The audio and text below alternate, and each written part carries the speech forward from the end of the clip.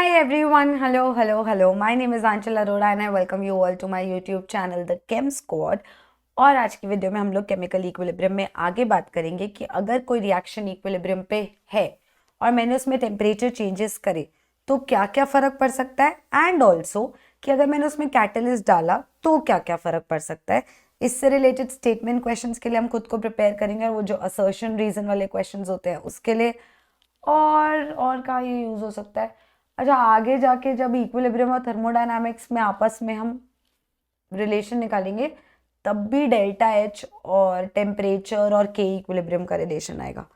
तो बेसिक्स के लिए बहुत ज़रूरी है, तो सुनना ध्यान से। बट बिफोर दैट, अगर आपको ऐसा लग रहा है कि आपको यहाँ पे केमिस्ट्री पसंद आ रही है और आपको पूरी केमिस्ट्री मुझसे पढ़नी है, organic chemistry, inorganic chemistry, physical chemistry, class 11th and class 12th पूरा पूरा, तो द केम स्क्वाड ऐप में जाइए। वहाँ पे आप अपने मनपसंद कोर्सेज को एनरोल कर सकते हैं। And entire physical chemistry for class 11th and 12th, जिसमें आपकी क्लासेस होंगी, टेस्ट्स होंगे, video solutions of the tests होंगे, डाउट सेशंस होते हैं एवरी वीक, वेर इन हम पूरे वीक में जो पढ़ते हैं वो तो पढ़ते ही हैं। एक दिन हम ऐसा डिसाइड करते हैं कि अब हम बात करेंगे कि भैया क्या क्या मुश्किलें पड़ी इस वीक में, और उसको सॉर्ट करने की कोशिश करते हैं। तो you will get a lot of things in just 999। ऐसे ही ऑर्गेनिक केमिस्ट्री का कोर्स है और ऐसे ही ऑर्गेनिक एंड इनऑर्गेनिक का कोर्स है which is for 1599। That's a combo course. Apart from that, test series have started. The third mock test of the Chem Squad is happening on this Saturday. अभी तक 2 tests हो चुके हैं, total 10 part tests हैं और 3 full tests हैं, only for 399 with video solutions, with feedback कि भैया ऐसे पढ़ लो, टाइमर लगा लो, ये कर लो, वो कर लो, ये करके देख बेटर हो जाएगा, ये करके देख बेटर हो जाएगा। So if you want to enrol you still have a chance. Recordings already वहाँ पे पड़ी हुई हैं, तो कुछ लेट वेट नहीं होता है। ऑल्सो अभी टेस्ट है तो आप अभी भी एनरोल कर सकते हो। इसके बाद अब हम यहाँ की बात करते हैं। भैया सब्सक्राइब कर दो, क्या कर रहे हो यार, तो बढ़वाओ सब्सक्राइबर्स, सब्सक्राइब करो और लाइक किया करो यार। वीडियो को बताया करो कमेंट सेक्शन में समझ आ रहा है कि नहीं आ रहा। बताओ, यहाँ पे एग्जाम्पल सोच सोच के आओ पढ़ाने के लिए, तुम लोग बताते ही नहीं हो समझ आया कि नहीं आया। बताना, ठीक है प्लीज। चलो अब आगे बढ़ते हैं।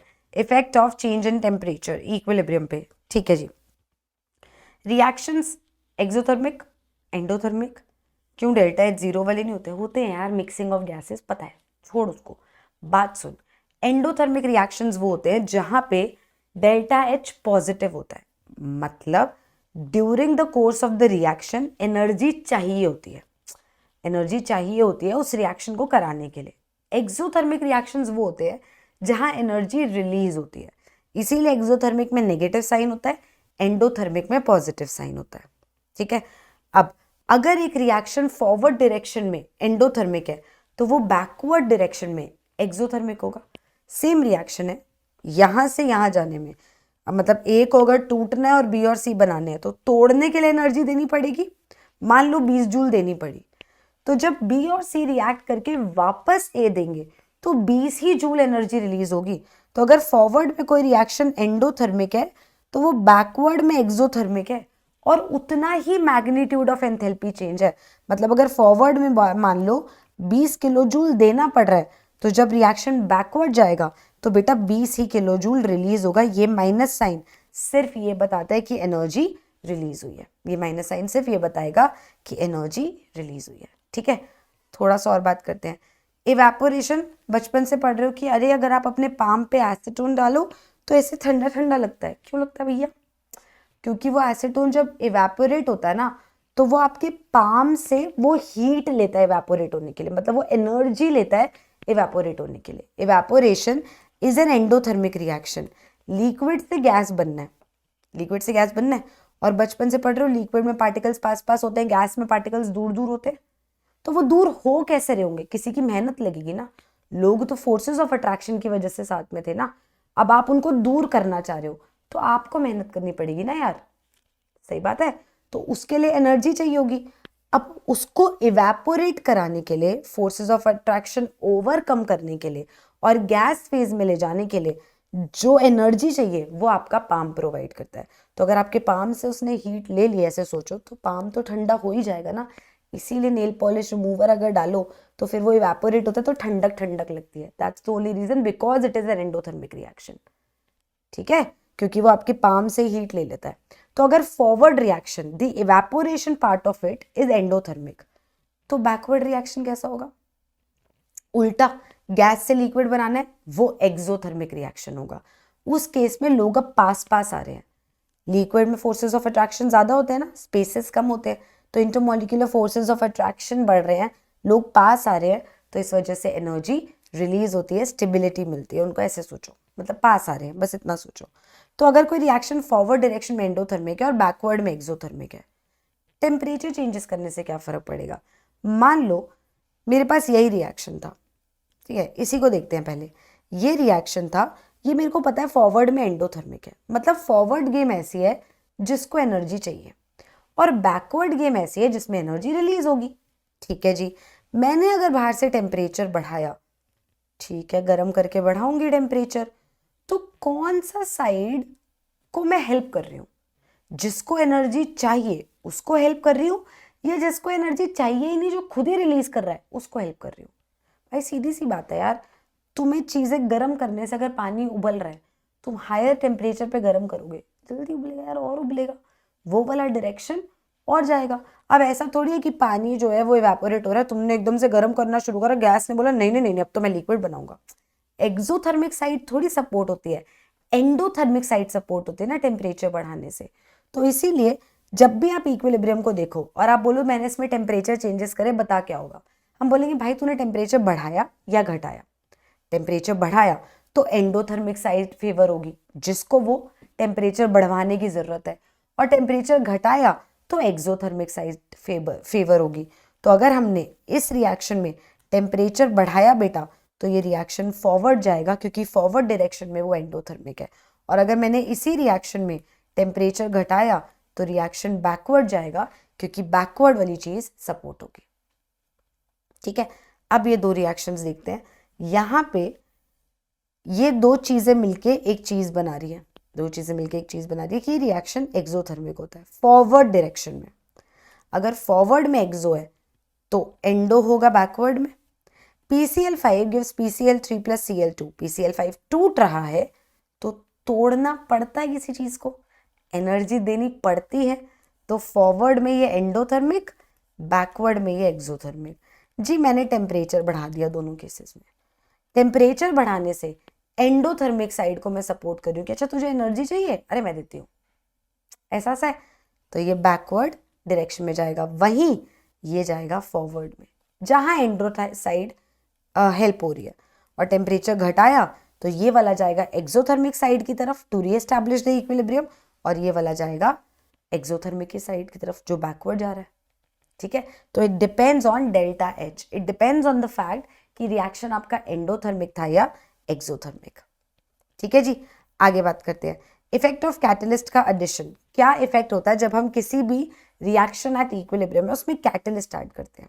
समझना, कैटलिस्ट करता क्या है? कैटलिस्ट एक ऑल्टरनेट पाथवे प्रोवाइड करता है।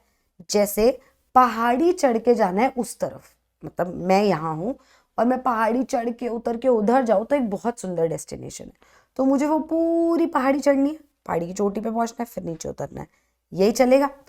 अगर कोई बीच में एक सड़क काट दे तो मेरा काम कम हो जाएगा ना। वो सड़क कटी तो रास्ता बीच में से बन गया, तो उतनी मेहनत कम हो गई, तो रास्ता यहाँ पे बीच में से बनवाता है।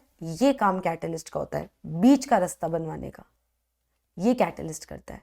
तो ये हेल्प ये करता है कि अब हमें इतना नहीं चढ़ना पड़ेगा, ना तो फॉरवर्ड में ना तो बैकवर्ड में, ना तो रिएक्टेंट को इतनी मेहनत करनी है पहाड़ी के उस तरफ जाने के लिए, ना प्रोडक्ट को मेहनत करनी है पहाड़ी के इस तरफ आने के लिए। रिएक्शन तो टू वे चल रहा है ना, रिवर्सिबल रिएक्शन पढ़ रहे हैं हम। तो ये ऑल्टरनेट पाथवे, सड़क काटने का काम कैटलिस्ट करता है। अब वो कर क्या रहा है, ध्यान से समझो, ध्यान से समझना, इस ग्राफ से सब समझ आएगा। पहली बात तो ये ग्राफ मैंने बनाया किस रिएक्शन के लिए?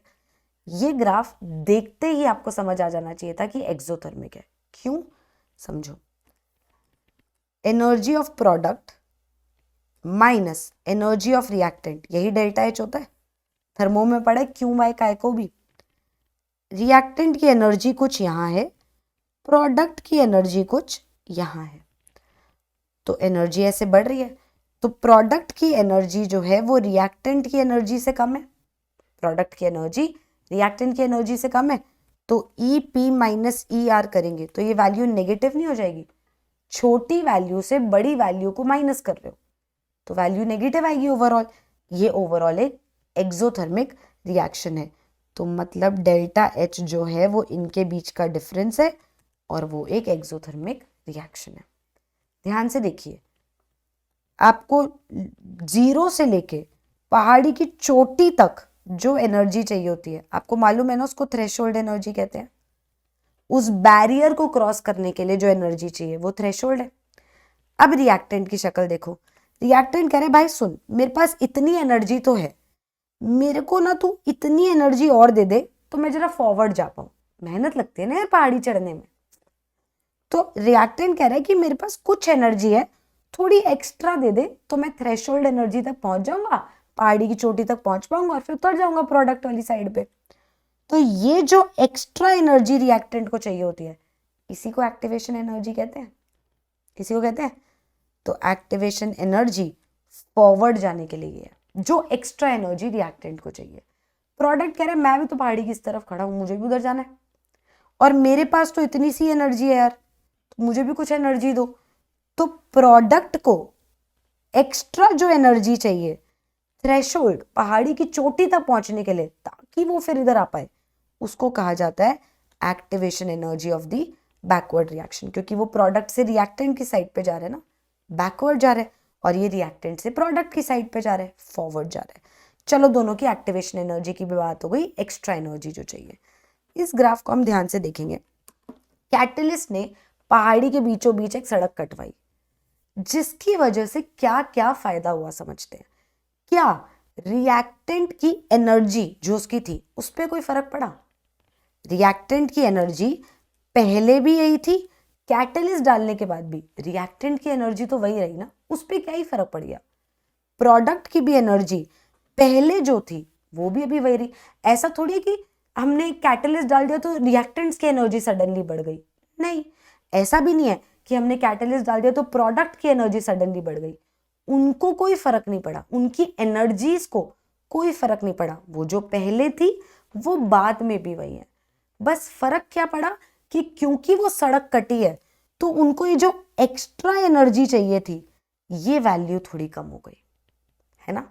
इसको भी देखो, अब कम एक्स्ट्रा एनर्जी चाहिए। खुद सोचो ना यार, पहाड़ी की चोटी जितनी ऊपर होगी उतनी एनर्जी तुम्हें चाहिए होगी ना, उतना थकोगे। अब मैंने बीच में से सड़क काट दी तो एनर्जी कम चाहिए ना, अब तुम्हें कम मेहनत लगेगी। और बैकवर्ड के लिए भी इसकी भी तो मदद हुई। ये भी कह रहे हैं यार पहले जितनी एक्स्ट्रा एनर्जी चाहिए थी ना, अब उससे कम चाहिए, सड़क कट के बड़ा फायदा हो गया।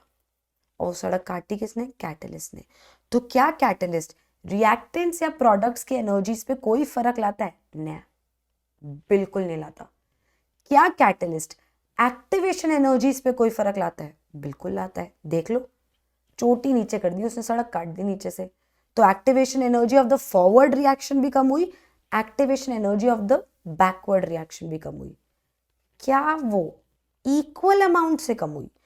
मतलब जैसे अगर मान लो पहले activation energy of the forward reaction थी 5 जूल, अब activation energy of the forward reaction है 3 जूल। पहले activation energy of the backward reaction थी लेट्स से 8 जूल, तो अब activation energy of the backward reaction क्या होगी? ये डिफरेंस, दो का जो डिफरेंस है, ये तो डिफरेंस सेम रहेगा ना, क्योंकि जितना नीचे सड़क फॉरवर्ड के लिए कटी है उतना ही नीचे सड़क बैकवर्ड के लिए भी तो कटी है यार। डिफरेंस तो सेम है ना।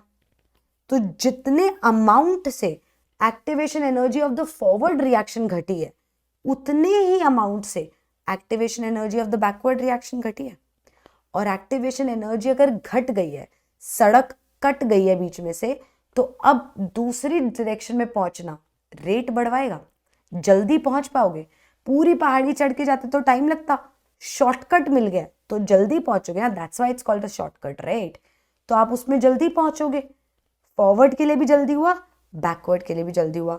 रेट ऑफ फॉरवर्ड रिएक्शन भी बढ़ा, रेट ऑफ बैकवर्ड रिएक्शन भी बढ़ा। थोड़ा सा काइनेटिक्स में लेके जाऊं तो आपको याद होगा कि के जो होता है रेट कांस्टेंट, वो होता है a into e to the power minus E a by R T, where E is the activation energy.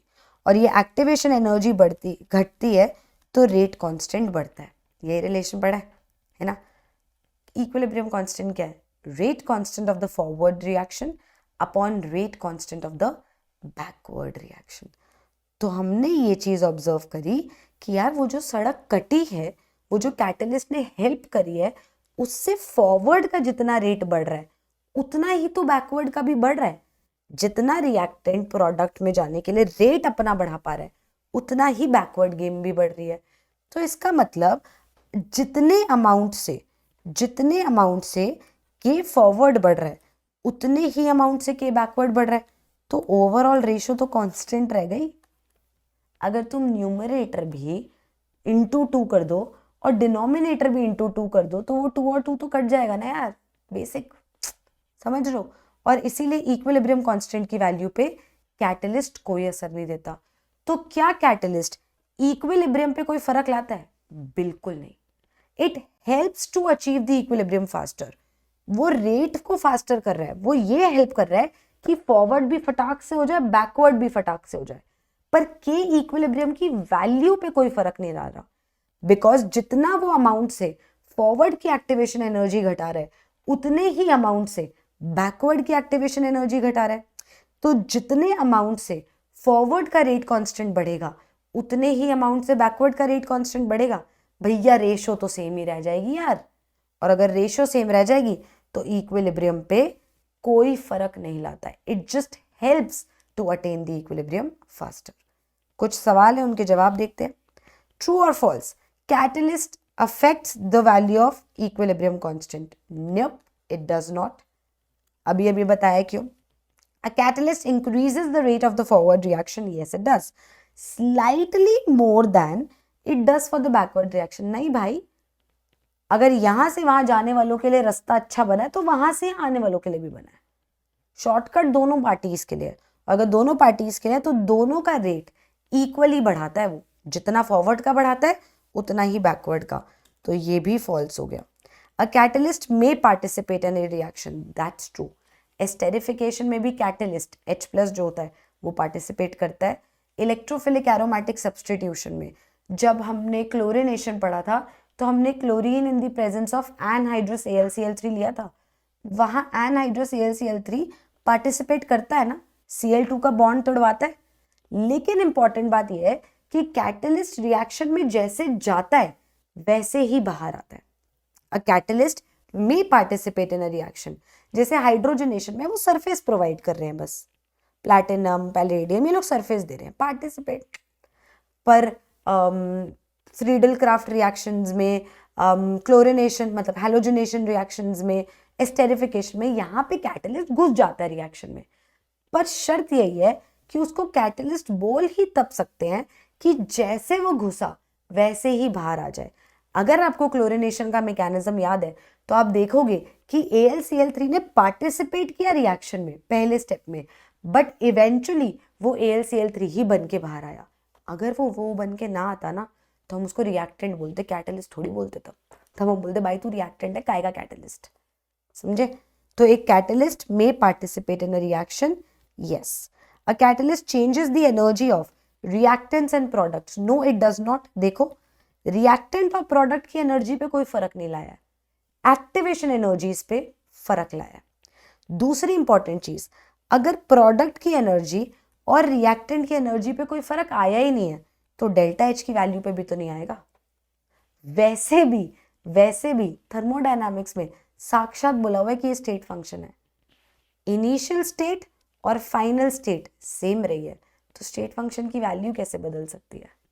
Delta H नहीं बदलेगा, कोई भी पाथ लो, 4 शॉर्टकट और निकाल लो, कोई फर्क नहीं पड़ता, डेल्टा H वही रहेगा। तो जितने स्टेट फंक्शंस हैं वो सेम ही रहेंगे यार। डेल्टा S सेम रहेगा, डेल्टा G सेम रहेगा। तो क्या ये इनकी एनर्जीज पे फर्क लाता है? Nope. A catalyst affects the value of delta H? Nope, it does not. A catalyst makes an endothermic reaction exothermic? नहीं कर सकता यार, वो स्टेट फंक्शन है। जब प्रोडक्ट की एनर्जी नहीं बदल रही, रिएक्टेंट की नहीं बदल रही, तो डिफरेंस कैसे बदलेगा? तो ये सब साक्षात झूठ बोला जा रहा था तुमसे। A catalyst reduces the activation energy of the reaction, बिल्कुल यस इट डज, तभी तो रेट बढ़ाता है।